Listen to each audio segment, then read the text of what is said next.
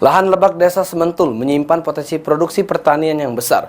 Terbukti 2,8 hektar lahan berhasil panen perdana IP 200 sebanyak 8,2 ton gabah kering giling per hektar.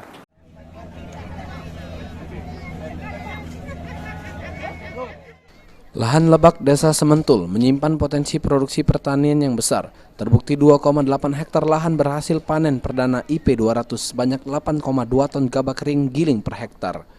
Dengan hasil tersebut, Pemkab Banyoasin berencana mengoptimalkan 32.000 hektar lahan lebak yang belum digarap optimal. Bupati Banyoasin Askolani didampingi Dandim 0430 Banyoasin yang menghadiri panen perdana IP 200 lahan sawah lebak Desa Sementul.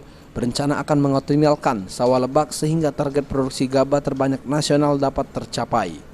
200 yang ada di Desa Sejagung ini, Sementul ini bisa melebihi dari IP 200 daerah pasang surut. Nah, rawa pasang surut maksimal hanya 4-5 ton per hektar di sini. 200. Namun di Rantau Bayur bisa mencapai 8,2 ton per hektar.